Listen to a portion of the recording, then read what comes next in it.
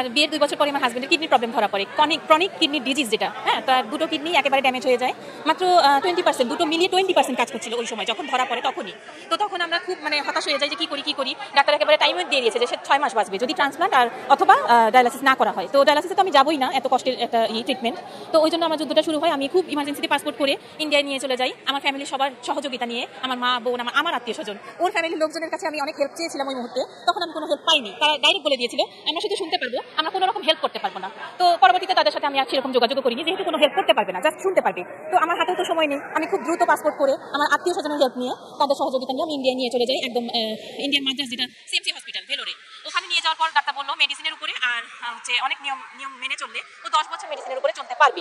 তারপর শুরু হলো আমার যুদ্ধ। তো আমি 10 বছর মেডিসিনের উপর ওকে রাখলাম, বছরে 2-3 বার করে 6 মাস বা 5 মাস পর করে ওই ভেলোর যেতে হতো ওর ট্রিটমেন্টের জন্য, আর সাথে মেডিসিন নিয়ে আসতে হতো। এভাবে চললো। ওর খাওয়া দাওয়ার অনেক রেস্ট্রিকশন ছিল, আমি ওকে হেল্প করে, অনেক পেশেন্ট তো শুনতে চায় না, বকাঝকা করে অনেক রেস্ট্রিকশন মেনে চলে ওকে আমি আস্তে আস্তে ক্রিয়েটিনটা কমে আসলো মেডিসিনের উপরে। ওর 10 বছরও মোটামুটি ভালোই ছিল। 10 বছর পর যেহেতু প্রথমেই ডাক্তার ওখান থেকে বলে দিয়েছে যে 10 বছরও মেডিসিনে থাকতে পারবে, তো যখন 9 বছর শেষ 10 বছরই পুরেছে, তখন চেক আপে যাওয়ার পরে ডাক্তার বললো যে মেডিসিনে আর কাজ হচ্ছে না, তো এখনই ডায়ালাসিস অথবা ট্রান্সপ্লান্ট করতে হবে, এখনই ডাক্তারকে ডিসিশন দিতে হবে। তো ওই মুহূর্তে আবার আমার হাজবেন্ড খুব ভেঙে পড়ে। আমি তাকে সাহস দিই, বলি যে তুমি আসো কোনোভাবে বাংলাদেশে, এখনই বললেই তো আমরা পাচ্ছি না, ট্রান্সপ্লান্ট করতে গেলে অনেক টাকা পয়সার ব্যাপার, আমরা যেহেতু মধ্যবিত্ত ওই মুহূর্তে এত আমাদের ছিলও না, আর বাসায় একটা পেশেন্ট থাকলে এত বছর ধরে এটা যার আছে আসলে সেই বোঝে, ওভাবে বোঝানোও যায় না।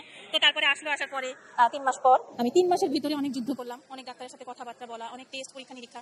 তো দেখা গেছে যে আমার হাজবেন্ডের বড় বোন আমার যে ননাস, ওনার সাথে সবকিছু ম্যাচ করার পর আমার ননাস একটা পর্যায়ে অস্বীকার করে যে না আমি কিডনি দিতে পারবো না, কারণ আমার ফ্যামিলি আছে, ছেলে মেয়ে আছে, তাদের একটা মতামতের ব্যাপার আছে, আমার হাজবেন্ড আছে, সবাই নিষেধ করছে। তো আমার হাজবেন্ডের আপন বড় বোনের সাথে ম্যাচ হওয়ার পরও সে দিবে না, আর এটা তো ভাইয়া জোর করে নেবার কোনো ব্যাপার না, এটা উইলিংলি দিতে হবে। তো আমি জানতাম না আমার যেহেতু ও পজিটিভ ব্লাড গ্রুপ আর আমার হাজবেন্ডের এ পজিটিভ, তো আমি তো জানি না যে আমি দিতে পারবো কি পারবো না। তো যাই হোক, দিল্লি অ্যাপোলোতে আমাদের ট্রান্সপ্লান্টটা হয়েছিল। তো দিল্লি অ্যাপোলো ডাক্তার আমাদের বাংলাদেশে সেই সময় এসেছিল। আমি অনেক কষ্টে কাগজপত্র নিয়ে আমি ডাক্তারের সাথে দেখা করি, কথাবার্তা বলি। তখন ডাক্তারকে যখন বললাম, ডাক্তার বললো ও পজিটিভ ব্লাড গ্রুপ সব গ্রুপকে দিতে পারে, তুমি তাহলে তাড়াতাড়ি চলে আসো দিল্লিতে, আমি তোমাদের ট্রান্সপ্লান্টের ব্যবস্থা করবো। এবার শুরু হলো আমার আরেকটা যুদ্ধ যে আমি এতগুলো টাকা কিভাবে জোগাড় করবো। ওই সময় আমার ফ্যামিলির আত্মীয় স্বজনদেরকে আমি একসাথে করে ডেকে সবার কাছে আমি হেল্প চাইলাম যে তোমরা আমাকে যেভাবে পারো হেল্প করো। সবাই আমাকে সহযোগিতা করলো খুব দ্রুত। 3 মাসের ভিতরে আমি ফ্যামিলি থেকে ওই সময় ভাইয়া প্রায় 30 লাখ টাকার মতো অ্যারেঞ্জ করেছি। এরকমই আমার লাগবে, এটা আমাকে ডাক্তার বলেছিল। জি, আমার মা বোন, আমার ফুপু, আমার মামা, আমার খালা, এই আমার আত্মীয় স্বজন। আমার হাজবেন্ডের ফ্যামিলি কেউ তখন সহযোগিতা করবে না, তারা ডাইরেক্ট বলে দিয়েছিল। আমি একটা ফ্যামিলি মিটিং ডেকেছিলাম, তখন সেই মিটিংয়ে সবার সামনে তারা বলেছিল, এবং তার যথেষ্ট প্রমাণও আমার কাছে আছে, কারণ ভাইয়া বিপদে পড়লে কিন্তু মানুষকে চিনতে পারে, সেজন্য আমি প্রমাণগুলো সযত্নে রেখে দিয়েছি। তো যাই হোক, তো তারপরে আমি ট্রান্সপ্লান্টের জন্য টাকাগুলো অ্যারেঞ্জ করে আমার আত্মীয় স্বজনের সহযোগিতা নিয়ে আমি দিল্লি অ্যাপোলোতে যাই। আমার কাছে মনে হয়েছে ভাইয়া আমি বেস্ট জায়গাটাতেই যাবো, কারণ আমার হাজবেন্ডের সাথে আমার যেহেতু যদিও অ্যারেঞ্জ ম্যারেজ, তারপর আমি তাকে ছাড়া কিছু ভাবতে পারি না। তো ভেবেছি বেস্ট জায়গায় করবো। তারপরে গুগলে ঘেটে দেখলাম না, দিল্লি অ্যাপোলোটা বেস্ট জায়গায় হয়। তো সেখানে গিয়ে ওই যেই ডাক্তার বাংলাদেশে এসেছিল দিল্লি অ্যাপোলোর, ওই ডাক্তারের সাথে যোগাযোগ করে আমাদের ওখানেই ট্রান্সপ্লান্টটা হয় 2019 সালের অক্টোবরের 26 তারিখে। আল্লাহর রহমতে এবং সকলের দোয়ায় আমাদের ট্রান্সপ্লান্টটা একদম সাকসেসফুল হয়। তো তারপরে যদিও আমার কিছু কমপ্লিকেশন হয়েছিল, আমি একটু সাইকোলজি দিক থেকে একটু প্রবলেম হয়ে গেছিল, এটা অনেক বড় অপারেশন, তো ডাক্তার বলে যে কিছু না কিছু কমপ্লিকেশন হতেই পারে, তো এটা ঠিক হয়ে যাবে। তো আসলে এত বড় একটা স্বীকার করার জন্য আমাকে আমার ফ্যামিলি থেকে অনেক নিষেধ করেছিল, কারণ আমার মা তার সন্তানকে তো সে ভালোবাসবেই, পৃথিবীতে সন্তানকে তো ভালোবাসা চাইতে বেশি ভালোবাসা কাউকে যায় না। আমার মা সর্বোচ্চ চেষ্টা করেছিল যে তুই দিস না, তোর একটা ছেলে আছে, কি করবি। তো ওই সময় আসলে আমি কারো কথাই শুনিনি। আমার একটাই উদ্দেশ্য ছিল আমার হাজবেন্ডকে আমি কিভাবে বাঁচাবো, আমার ছেলের নামের পাশে যাতে ওর বাবার নামটা মৃত এই কথাটা লিখে যাতে ওর বাবার নামটা লিখতে না হয়, বা আমার পাশে আমার হাজবেন্ড থাকবে না এই জিনিসটা যাতে আমাকে ফিল না করতে হয়, ও বেঁচে থাকুক, এইটাই আমার একটাই উদ্দেশ্য ছিল। তো সবার মতের বিরুদ্ধে গিয়ে ভাইয়া আমি এই ট্রান্সপ্লান্টটা করা হয়েছে। তো তারপরে তার বিনিময়ে আমি একটা জিনিস চেয়েছিলাম আমার হাজবেন্ডের কাছে, যে একটু ভালোবাসা আর একটু ভালো ব্যবহার, আর কিছু না। সোনা দানা হীরা জহরত আমি চাইনি কখনোই, এটা আমার কোনো লোভ লালসা কখনোই ছিল না। হ্যাঁ, তো দেখা গেছে যে ট্রান্সপ্লান্টের পরপরই আমার হাজবেন্ডের ব্যবহারটা একটু অন্যরকম। তো তারপরে আমার মনকে আমি মানিয়ে নিয়েছি না, আমার বোধহয় কোনো ভুল হচ্ছে চিন্তা ভাবনা, বাঁচবই আর কয়দিন, মানুষ বাঁচেই কয়দিন, এইভাবে মানিয়ে নিয়েই থাকতে থাকি। তো এইভাবে 1 2 3 4 করতে করতে যেহেতু 2019 সালে আমাদের ট্রান্সপ্লান্টটা হয়েছে, আজকে 5 বছর পার হয়ে 6 বছর চলছে। তো যখন 5 বছর পার হয়ে গেল, তখনও আমার হাজবেন্ডের কোনো ব্যবহার কথাবার্তার পরিবর্তন পাচ্ছি না। আমি ট্রান্সপ্লান্টের আগে সে এক মানুষ ছিল, আর ট্রান্সপ্লান্টের পরে সে সম্পূর্ণ আরেকটা আলাদা মানুষ। তো আজকে এই পর্যায়ে এসে আমি দেখছি যে না, আসলে সে আর চেঞ্জ হবার না। সে আমার সাথে যে ব্যবহারটা করে আমি আসলে নিতে পারি না ভাইয়া, আমার মনে অনেক কষ্ট। আমি যদিও মুখে হাসি রেখে কথা বলছি, আমার আসলে অনেক ধৈর্য, আমার আল্লাহ আমাকে অনেক ধৈর্য দিয়েছে। আমি সবসময় আল্লাহর কাছে এটাই বলি, আল্লাহ আমাকে আরো ধৈর্য দিন। সবার কাছে এই দোয়াটাই চাই যেন আমাকে আরো ধৈর্য দেয়। তো এত ধৈর্যের কারণে বোধহয় আজকে আমার মুখে এই হাসিটা এখনো লেগে আছে। তো এটাই আর কি কষ্টটা, মনের ভিতরে কষ্টটা আছেই, যে সেই মূল্যায়নটা বা সেই ভালোবাসাটুকু আমি আসলে পাইনি, আর পাবো বলে আশাও আর হচ্ছে না, যে আশা রাখতে পারছি না। না না না, মারধর বলতে মারধর করেছে কিন্তু খুবই কম, কিন্তু সেই মারধরটা খুব কম হলেও খুবই সজোরে আঘাত করা হয়েছে বিভিন্ন তুচ্ছ কারণ নিয়ে। হ্যাঁ মানে বললেও হয়তো হাস্যকর হয়, ছাদে কাপড় আনতে গেছি, দেরি হলো কেন 2 মিনিট কেন দেরি হলো। এটা আমার বিউটি পার্লার আছে, আমার বাড়িতেই আমার একটা বিউটি পার্লার প্রতিষ্ঠান আছে, এখানে কাজ করছি, ক্লায়েন্ট চলে গেল, সাথে সাথে কেন আমি উপরে গেলাম না, নিচতলায় আমার বিউটি পার্লার, দোতলায় আমি থাকি, তো আমি সাথে সাথে কেন গেলাম না। তো ক্লায়েন্ট ধরেন হেয়ার কাট করে গেছে, আমার হেয়ার কাটটা একটু ক্লিন করে রেখে বা একটু হাত মুখ ধোয়ার ব্যাপার থাকে, ফেশিয়াল করেছি, একটু ক্লিন হয়ে আমি নিজে হাতটা ধুয়ে একটু যাবো বা গেটটা লক করবো তারপর তো আসবো না, এইটুকু লেট কেন হলো, 2 মিনিট লেট কেন হলো। হ্যাঁ, সন্দেহ প্রবণতা। তো এখন ভাইয়া আমার এইটাও মনে হয় যে একটা অর্গান কেটে আমি তাকে ডোনেট করেছি কেন, তাকে আমি ভালোবাসি, সে যাতে আমার পাশে বেঁচে থাকে সেজন্য। তো ভালোবাসার প্রমাণ ভাইয়া কিভাবে দিতে হয় আমি না জানি না। ট্রান্সপ্লান্ট হয়েছে আজকে 6 বছর চলছে, আর তারও আগে আরো 4-5 বছর আগে, বলতে গেলে 8-10 বছর ধরে ও বেকার। হ্যাঁ, তার আগে বিজনেস করতো, তো বেকার অবস্থায় সে বাসাতেই থাকে সারাক্ষণ, আর অলওয়েজ মোবাইল। সকালে তার ঘুম ভাঙে ফজরের আজানের আগে থেকে, কিন্তু সে মানে অপেক্ষায় থাকে কখন ফর্সা হবে, কখন আমি মোবাইলটা হাতে নেবো। সারাটা দিন রাত 24 ঘন্টা তার হাতে মোবাইল, তাকে একটা কথা বললে 5 বার বলতে হয়, সে উত্তর দেয় না, বিরক্ত হয়ে যায়। একটা পর্যায়ে আমিও তার সাথে কথা বলা মানে বিরক্ত লাগে যে এতবার বলতে হয়, উত্তর দেয় না, আর ও বিরক্ত হচ্ছে, মোবাইলটা একটু একটু মিস হয়ে যাচ্ছে, এই জন্য বিরক্ত হচ্ছে। এই কারণে কথাটা মোবাইলেও হচ্ছে যে গেম খেলে না, এক ধরনের যে লুডো না কি যেন একটা চারকোনা একটা বক্সের মতো কি যেন মিলায়, ওইটা আমি জানি না ওইসব গেমের নাম কি, আর হচ্ছে বিভিন্ন নিউজ দেখে আর বিভিন্ন ধরনের ভিডিও কথাবার্তা শুনে, এই আর কি। সংসারটা মেইনলি আমার বাসাটা ভাড়া দেওয়া আছে, কয়েকটা রুম, ওই রুম ভাড়া দিয়ে, আর ওইটা দিতে হয় না। আমার ছেলেটা যেহেতু ক্লাস 10-এ উঠেছে, অনেক খরচ আছে, আর আমার হাজবেন্ডেরও মেডিসিন প্রতি মাসেই কিনতে হয়, ওর প্রতিদিন মেডিসিন খেতে হয় সকাল রাত্রে, এটা মিস দেওয়া যায় না। ডাক্তার বলেছে ভাত খাওয়া মিস দিলেও মেডিসিনটা মিস দেওয়া যাবে না। এটা বর্তমানে প্রায় এই তো 19,500 টাকার মতো লাগে পার ডে, না মাসে। হ্যাঁ, এটা আরো বেশি ছিল, মেডিসিনের কোয়ান্টিটিটা একটু কমে এসেছে, যার জন্য এখন একটু কমে এসেছে টাকার অ্যামাউন্টটা। অনেকবার জিজ্ঞেস করেছি, ইদানিংও জিজ্ঞেস করেছি, সে তার কোনো ভুল স্বীকার করে না। সে বলে যে আমি কি করছি, আমি তো ঠিক আছি, আমি তো সারাক্ষণ বাসায় আছি, তোমাকে সময় দিচ্ছি। বাসায় একটা মানুষ বসে যদি সারাদিন মোবাইল চালায়, সেটা কি ওয়াইফকে সময় দেওয়া বলে? আমি তো মনে করি না। হ্যাঁ, সে তার দিক থেকে তাকে বললে সে বলে যে আমি ঠিক আছি, আমার কোনো প্রবলেম নাই। মানে বিয়ে ট্রান্সপ্লান্টের আগে পর্যন্ত যখন আমাকে ওটিতে নিয়ে যায়, তখন সে আমার জন্য হাউমাউ করে কেঁদেছে, যে আমি যখন ওর কাছ থেকে বিদায় নিচ্ছে, আমাকে তো আগে নিচ্ছে হুইল চেয়ারে করে, আমি তখন ওর গালটা ধরে বললাম আমি যাচ্ছি। আমি হাসি মুখটা রেখেছি, কারণ আমি কাঁদলে ও ভেঙে পড়বে, এই জন্য আমি কাঁদিনি। তো আমি ওর গালটা ধরে বললাম আমি না যাচ্ছি। তো তখন ও হাউমাউ করে কেঁদেছিল, ওর চোখে পানি পড়েছিল। পুরুষ মানুষকে আমি কাঁদতে দেখিনি, ওই দিনই দেখলাম। তো ওর চোখে পানি পড়েছিল, হাউমাউ করে কেঁদে আমাকে বলেছিল তুই আমার জন্য এত কষ্ট করছিস। অনেক সময় আমরা তুই করে কথা বলতাম, তো বলছে তুই আমার জন্য এত কষ্ট করছিস। তো আমি আর কিছু বলিনি, বললাম তুমি কেঁদো না, আল্লাহ ভরসা, কিচ্ছু হবে না, আমি আছি তো। এই কথাটা ওকে আমি এই এত বছর যে অসুস্থ সবসময় বলে আসতাম, ট্রান্সপ্লান্টের আগেও বলে এসেছি, তুমি কোনো চিন্তা করো না, আমি আছি তো। এটা শুনেও অনেক শান্তি পেত এবং খুব ভালো ব্যবহার ছিল। ট্রান্সপ্লান্টের ওটিতে যাওয়ার আগ পর্যন্ত ওর ভালো ব্যবহার ছিল। এবার আমরা যখন 1 সপ্তাহ ছিলাম, আইসিইউতে ছিলাম, আইসিইউ থেকে আমরা ডাক্তারের একটা বাসা ছিল, ওখানে ট্রিটমেন্টে থাকতে হয়েছিল প্রায় 2 মাস মতো, ডাক্তারের সাথে প্রতিদিন সকাল সন্ধ্যা এরকম 2 বেলা করে।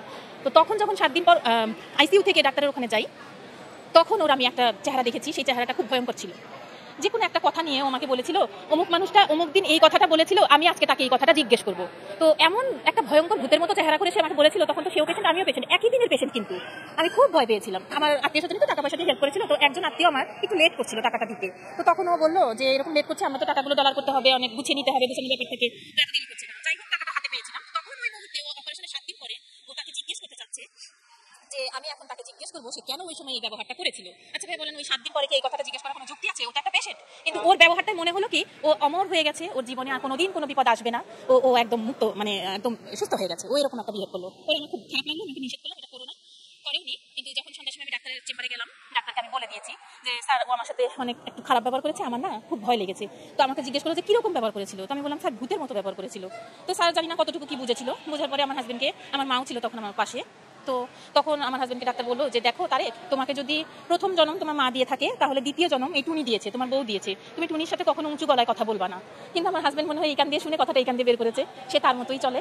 আর তার আত্মীয় স্বজনও, সব আত্মীয় স্বজন তার একরকম না, কিছু কিছু আত্মীয় স্বজনও বলেছিল ট্রান্সপ্লান্টের পরে যে তারেক তুই কখনো টুনিকে কোনো উঁচু গলায় কথা বলবি না, কারণ এইরকম ত্যাগ সবাই করে না এখনকার যুগে। তো তারপর আমার হাজবেন্ড বোঝে না কেন না জানি না, আমি আমার সাথে অনেক মানে খারাপ ব্যবহার, মানে কথাও বলে না, খুব খারাপ লাগে ভাইয়া, নিতে পারি না। স্বাভাবিক বলতে বাপ হিসেবে ছেলের প্রতি যে দায়িত্ব, আমি ছোটবেলা থেকে তাকে এরকম কোনো দায়িত্ব পালন করতে দেখিনি। আমার ছেলের প্রতি যত দায়িত্ব আছে আমার মা আমার বোন ছোটবেলা থেকে এই পর্যন্ত করে আসছে। আমি এটা বলতে পারবো, এটা আমার ছেলেকে আমি কোনো বছরের ঈদে একটা কাপড় কিনে দিই না, সবসময় আমার মা বোন কিনে দেয় সবসময়। আমার ট্রান্সপ্লান্টের আগে সবসময় লো প্রেশার হতো, মানে সবসময় বলতে যদি কখনো অসুস্থ হতাম লো প্রেশারটা হয়ে যেত, স্যালাইন খেলে বা একটু ডিম খেলে ঠিক হয়ে যেতাম। আর ট্রান্সপ্লান্টের পরে পরে আমার অনেক ধরনের কমপ্লিকেশন হয়েছে, যেমন ধরেন হাই প্রেশার হয়ে গেছে। তারপরে একটা পর্যায়ে গিয়ে আমি অনেক টেস্ট করে দেখছি, বিভিন্ন ধরনের প্রবলেম হচ্ছিল শরীরে, পরে টেস্ট করে দেখি আমার থাইরয়েডের প্রবলেম হয়ে গেছে। গেছে। তো মানে দিন দিন ওজন বাড়তে থাকছিল। পরে এখন আমি ট্রিটমেন্ট নিচ্ছি, এখনো দিল্লি অ্যাপোলো থেকেই আমি ট্রিটমেন্ট নিচ্ছি। আমাকে মেডিসিন খেতে হবে এই থাইরয়েডের সারা জীবনই। ডাক্তার বলেছে এটা ওষুধটা মিস দেওয়া যাবে না। আর থাইরয়েড যা আছে সে তো জানেই শরীরে কত ধরনের মানে প্রবলেম হয়, এটা নিয়েই আছি, চলছে, কাজকাম করতেই হচ্ছে। আগে যেরকম কাজ করতে পারতাম এখন ট্রান্সপ্লান্টের পরে এতটা কাজ করতে পারি না আসলে। না ভারী কাজ তো নিষেধই, কিন্তু তারপরে টুকটাক করতে হয়। কিন্তু করার সময় কিছু ফিল হয় না, করা শেষ হয়ে গেলে অনেক টায়ার্ড লাগে, অনেক ব্যথা হয় আমার সার্জারির জায়গায়, আমার অনেক ধরনের প্রবলেম হয়। কিন্তু আমার হাজবেন্ডকে আমি জিজ্ঞেস করি তোমার কি কিছু হয় না গো, তোমার এত বড় কাটা, আমার কাটাটা তো ছোট, আমার এত কিছু হয়, তোমার হয় না? ও বলে যে না হয় না। তো আমি চিন্তা করলাম যে কেন, ও তো সারাদিন রেস্টে থাকে, ও তো কোনো কাজ করে না, ও তো বসে থাকে, এবার আমাকে তো কাজ করতেই হবে, আমি তো মেয়ে মানুষ বসে থাকতেও পারছি না। তো হয়তো বা এই কারণেই আমার একটু প্রবলেম হয়। আমার বিউটি পার্লার থেকেই আমার যতটুকু ইনকাম হয় এটা, আর রুম ভাড়া আছে এটাই। আর আমি তো আগে বললামই অনেক কাজ করতে পারতাম, পার্লারে অনেক সময় দিতে পারতাম, অনেক পরিশ্রম করতে পারতাম, এখন আমি অতটা কাজ করতে পারি না। স্বাভাবিক বলতে আমি এখন কি মিন করছি, আমি আগে তো কথাবার্তা খুব ভালো হতো, আমরা ঘুরতে যেতাম, যে কোনো অকেশন আমরা মিস করতাম না। ট্রান্সপ্লান্টের আগের কথা বলছি, কখনোই মিস করতাম না, খুব এনার্জি ছিল আমার। এখন দেখা যাচ্ছে ও হয়তো বলে, আমি জানি না, ওর বলার ভিতরে তেমন একটা আমি আগ্রহ দেখি না, হয়তো ইচ্ছা বিরুদ্ধেই বলে চলো ঘুরতে যাবো না, কিন্তু আমি আর যেতে পারি না, আমার এনার্জি লাগে না, আমি যেতে পারি না। আর আছে মোটামুটি আর কি সম্পর্ক, অতটাও যে হাজব্যান্ড ওয়াইফ ওরকম না। এটা তো অনেক আগে থেকে, একটা কিডনি পেশেন্ট আসলে কোন ধরনের প্রবলেমের ভিতরে থাকে শারীরিক, এটা যার আছে সে বোঝে। যেমন ধরেন তার ব্লাড তৈরি হয় না যখন সে মেডিসিনে ছিল, তার ইউরিনের সাথে প্রোটিন চলে যায়, সে অনেক দুর্বল থাকে, যেহেতু অনেক ধরনের খাবার সে খেতে পারে না। তো দেখা যাচ্ছে যে যখন তার অসুখটা ধরা পড়ে তখন থেকেই তার শারীরিক অনেক প্রবলেম। আসলে মেয়ে মানুষের মধ্যে মায়া বেশি, ছাড়ার কথাটা কল্পনা করতে পারি না। আমার এই যে 19 বছর চলছে বিয়ে, এই 14 ফেব্রুয়ারি আমাদের বিয়ে হয়েছিল, একদম মানে পারিবারিকভাবে বিয়েটা হয়েছিল 14 ফেব্রুয়ারি। আসলে মায়াতে আটকে যাই। আল্লাহর কাছে আমি সবসময় বলি আল্লাহ আমাকে অনেক ধৈর্য দেন, আমার অনেক ধৈর্য, আমি এটা নিয়ে অনেক প্রাউড ফিল করি। আর মায়ের মুরব্বির দোয়া তো আছেই, সকলের দোয়া আছে। যখন থেকে আমার হাজব্যান্ড মাঝে মাঝেই আমার গায়ে দু একবার হাত তুলেছিল তুচ্ছ ঘটনা নিয়ে, তখন থেকেই বলতো যে কি দরকার থাকার, তুই যখন এত কষ্ট করেই সংসার চালাবি তাহলে কি দরকার তোর ওর সাথে থাকার, তোর দরকার নাই, চলে আয়।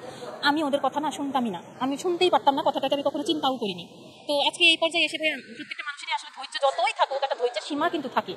আসলে এখন আর আমি নিতে পারি না, আমার খুব কষ্ট লাগে যে এত বড় একটা স্যাক্রিফাইস করার পরও মিনিমাম যে একটু মূল্যায়ন, মিনিমাম যে একটু কৃতজ্ঞতা বোধ, হ্যাঁ মুখে প্রকাশ না করুক, মানে মনে মনে তো একটু প্রকাশ, মনে মনে তো একটু রাখতে পারে যে হ্যাঁ ঠিক আছে আজকে ও একটু প্রেশার উঠে গেছে, চুলোর পারে গিয়ে বিছানায় শুয়ে পড়েছে, রানতে রানতে চুলাটা নিভিয়ে হয়তো বা আমার জন্যই, হয়তো বা আমাকে স্যাক্রিফাইসটা করেছে দেখে আচ্ছা আধা ঘন্টা পরেই যাক চুলোর পারে। কিন্তু তার কি উচিত আমাকে বকাঝকা করা যে তোমার প্রেশার উঠেছে, তুমি গোসলে যাও, মাথায় পানি ঢালো। আমি তো জানি মাথায় পানি ঢাললে আমার প্রেশারটা কমবে, তো আমি তো পাচ্ছি না, আমি তো সেই শক্তিটা পাচ্ছি না যে আমি মাথায় পানি দিব, তাই না? তো আমি নিতে পারি না আসলে, এখন এই পর্যায়ে এসে আমি নিতে পারি না এই ব্যবহারগুলো, খুব খুব কষ্ট লাগে। তো ওর সাথে থাকতে গেলে খুব বিরক্ত লাগছে জানি। আমার ছেলেটা ক্লাস 10-এ পড়ে, সামনে এসএসসি দিবে, আমার ছেলেটাকে নিয়ে আমার জীবনটা কাটানোর ইচ্ছা আছে। জানি না আল্লাহ কার কতদিন হায়াত রেখেছে, এই তো এভাবেই থাকতে চাই আমি। নতুন করে যে জীবন সাজানো এইসব আমি চিন্তা করি না ভাইয়া। কি বলবো এখন, এটা আপনারা বলবেন, আপনারা আমার পাশে থাকবেন, আপনারা আমাকে হেল্প করবেন। আজকে আপনাদের সাথে আমি কথা বলছি, এটা অবশ্যই আমারও ইচ্ছা আছে, এই জন্যই তো কথাটা বলছি আপনাদের সাথে। কেন? আপনাদের আমি হেল্প চাই, আপনারা আমাকে এই ব্যাপারে হেল্প করবেন। আমি কি বলবো এই ব্যাপারে, আমার মিনিমাম যে একটু মূল্যায়ন সেটাও যেহেতু আমি পাচ্ছি না, তো এটার ব্যাপারে আমার আর কি বলার আছে। আমি তো আজকে এই নিরুপায় হয়েই আজকে এই জায়গায় দাঁড়িয়ে আপনার সাথে কথা বলছি।